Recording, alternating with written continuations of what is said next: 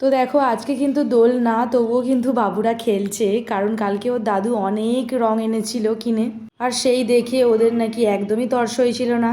আজকে সকালবেলা ভেবেছিলাম যে একটু দেরি করে ঘুম থেকে উঠবো, আর দেখি না কি বাবু 5টার সময় উঠে বসে আছে, খালি আমাকে বলছে মা ওঠো মা ওঠো, সকাল হয়ে গেছে। তো ওকে যখন আমি বললাম বাবু একটু দেরি করে উঠবো, তুমি ঘুমাও না, বললো যে না তুমি নিচে চলো, আমরা রং খেলবো।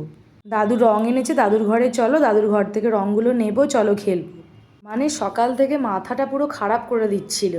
তো তাই আমি ভাবলাম যে ওরা তো 12টার সময় চান করে, তো ওদের 10:30 11টার দিকে একটু রঙগুলো বের করে দাও, ওরা খেলে নিক, আর আবার না হয় কালকে একবার খেলবে। আসলে ওরা ছোট তো, ওদের আগ্রহটা একটু বেশি। তবে আমি কিন্তু তখন রান্নাঘরে রান্না করছিলাম, আর ওরা রং বের করেছে দেখে আমিও বাইরে এলাম। আর যখন ক্যামেরাটা আমি শুরু করি তখন দেখো কেমন অন্ধকার অন্ধকার হচ্ছিল, কিন্তু বাইরেটা কিন্তু ভীষণই রোদ ছিল। কিন্তু কেন এরকম ক্যামেরাটার অন্ধকার হলো বুঝতে পারলাম না। তো যাই হোক, আমি সব রঙগুলোকে নিয়ে আবার তুলে রাখলাম। শুধু এইটুকু রং না, ঘরে আরও রং রয়েছে, বাবা অনেক রং এনেছিল। আর দুজনে মিলে যা রং খেলেছিল, মানে পুরো গা ভিজে অবস্থায় ছিল।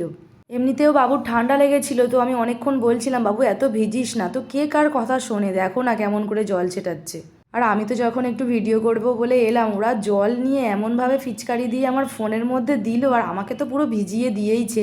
আমি কিন্তু তখন রান্না করছিলাম, আমি তারই মধ্যে কিন্তু পুরো ভিজে গেছিলাম। আর কালকে মা বলছিল মানে কোন সময় থেকে কোন একটা সময় যেন রং মাখতে নেই, মানে বারণ করছিল, কি একটা অশুভ কি একটা আছে। আমি অতটা ভালো করে কান করলাম না, তাই আরও ভাবলাম যে ওরা আজকে খেলে নিক, যদি কালকে আবার না খেলতে পারে। কিন্তু একটা কি টাইম রয়েছে, তার মধ্যে খেলে নিলে ভালো। তবে আমি জেনে কথাগুলো তোমাদেরকে বলবো। তো আমাদের যারাই বাইরে আসছিল সবাইকে দেখো ভিজিয়ে কেমন স্নান করিয়ে দিচ্ছিল। মানে আমাদের বাচ্চা দুটো এত পাকা না, কি বলবো। দেখো না কেমন যেন ভিডিওটা কালো হয়েছে, অন্ধকার হয়েছে, কেন যেরকম অন্ধকার হয়েছে বুঝতে পারিনি। আর বাবু কেমন ছুটে এলো আমার গায়ে জল দেবে বলে, এত দুষ্টু।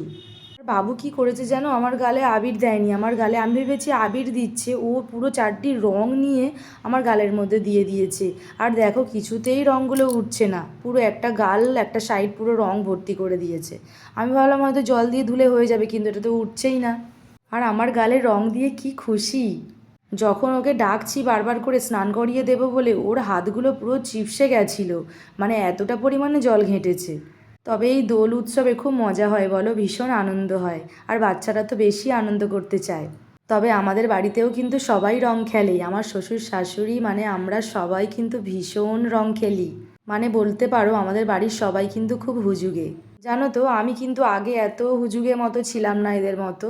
মানে এখানে এসে আমিও যেন একটু আনন্দ করতে বেশি ভালোবাসি। আগে কিন্তু আমি ভীষণ চুপচাপ ছিলাম, অত কারোর সাথে কথা বলতাম না। কিন্তু এখন শ্বশুরবাড়িতে এসে মানে মানে এদের মতোই হয়ে গেছি। আগে কোথাও ঘুরতে যেতে চাইতাম না, সবসময় ঘরে থাকতে ভালোবাসতাম। কিন্তু এখন মনে হয় যে কোথাও একটু ঘুরে এলে ভালো হয়, সবসময় ঘরে থাকতে ভালো লাগে না। মানে এরকম একটা, মানে যেখানে যে পরিবেশে মানুষ থাকে না, সেই পরিবেশের মতোই হয়ে যায়।